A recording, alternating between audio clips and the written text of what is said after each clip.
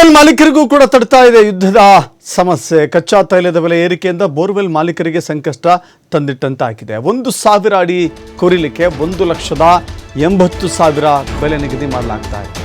ಒಂದು ಬೋರ್ವೆಲ್ ಕೊರೆಸಬೇಕು ಅಂತ ಹೇಳಿದ್ರೆ 1,80,000, ಅದು ಕೂಡ 1,000 ಅಡಿಗೆ.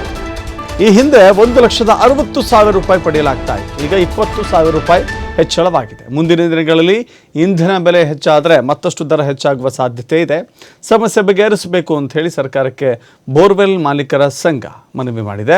ಹೊಸಕೋಟೆ ತಾಲೂಕಿನ ಆಲಪ್ಪನಹಳ್ಳಿಯಲ್ಲಿ ಸಭೆ ನಡೆಸಿ ಸರ್ಕಾರಕ್ಕೆ ಮನವಿ ಮಾಡಲು ತೀರ್ಮಾನವನ್ನು ಕೈಗೊಳ್ಳಲಾಗಿದೆ.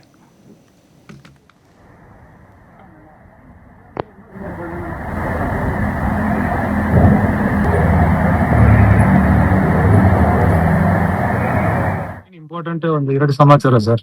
ಆಲ್ರೆಡಿ ಮೀಟಿಂಗ್ ಅಲ್ಲಿ ಕೂಡ ನಾನು ಸಾಕಷ್ಟು ಟೈಮ್ ಇಂಟರ್ವ್ಯೂ ಕೊಟ್ಟಿದ್ದೀವಿ.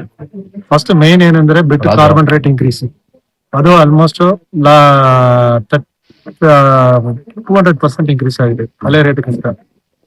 ಸೆಕೆಂಡ್ ಇರಾನ್ ವಾರ್ ಸ್ಟಾರ್ಟ್ ಆಗಿದ್ಮೇಲೆ ನಮ್ಮ ನಾರ್ಮಲ್ ಯೂಸೇಜಬಲ್ ಕನ್ಸ್ಯೂಮರ್ ಪ್ರಾಡಕ್ಟ್ಸ್ ಹೇಳ್ಬೇಕಂದ್ರೆ ಲೂಬ್ರಿಗನ್ಸ್, ಫಿಲ್ಟರ್ಸ್, ಓಸ್, ಇದೆಲ್ಲ ಪ್ರತಿಯೊಂದು ಐಟಮ್ ಜಾಸ್ತಿ ಆಗಿದೆ.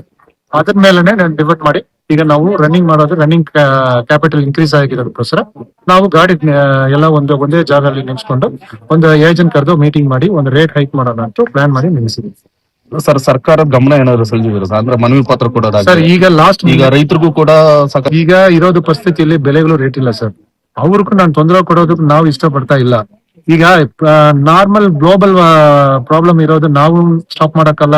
ಬೇರೆ ಇದು ಬಂದು ಇಶ್ಯೂಸ್, ಗ್ಲೋಬಲ್ ಇಶ್ಯೂಸ್ ಆಗಿರೋದು, ಡೀಸೆಲ್ ಪೆಟ್ರೋಲ್ ಇದೆಲ್ಲ ಸಮಸ್ಯೆಗಳಾಗಿರೋದು. ಡೀಸೆಲ್ ಪೆಟ್ರೋಲ್ ಇವತ್ತು ಗಂಟೆ ರೈಟ್ ರೈಸ್ ಆಗಿಲ್ಲ, ಬಟ್ ಏನೋ ಇಂದ ಕಮಿಂಗ್ ನಿಯರ್ ಸ್ಟೇಟ್ ಎಲೆಕ್ಷನ್ಸ್ ಎಲ್ಲ ಮುಗಿದ್ಮೇಲೆ ಅದು ಜಾಸ್ತಿ ಆಗುತ್ತೆ ಅಂತ ಹೇಳಿದ್ದಾರೆ. ಬಟ್ ಅದು ಬಂದು ಇವತ್ತಿಗೂ ನಾವು ರೇಟ್ ಬಗ್ಗೆ ನಾವು ಅದು ಚರ್ಚೆ ಮಾಡಿಲ್ಲ. ಆ ತರ ಏನೋ ಡೀಸೆಲ್ ರೇಟ್ ರೈಸ್ ಆಗಿದ್ರೆ ಅವ ಆಡ್ ಮಾಡ್ಕೊಳ್ಳೋಣ ಅಂತ ನಾವು ಮಾತಾಡಿದೀವಿ ನಿನ್ನೆ ಏಜೆಂಟ್ ಸಭೆಯಲ್ಲಿ. ಸರ್, ಬಿಟ್ಟು ಆಲ್ಮೋಸ್ಟ್ 200% ಜಾಸ್ತಿ ಆಗಿದೆ ಸರ್. ಲಾಸ್ಟ್ ನವೆಂಬರ್ ಇಂದ ಇವತ್ತು ಎತ್ಕೊಂಡ್ಬಿಟ್ರೆ 25,000 ಇದ್ದಿರೋದು ಈಗ 75,000 ಆಗಿದೆ ಸರ್. Main important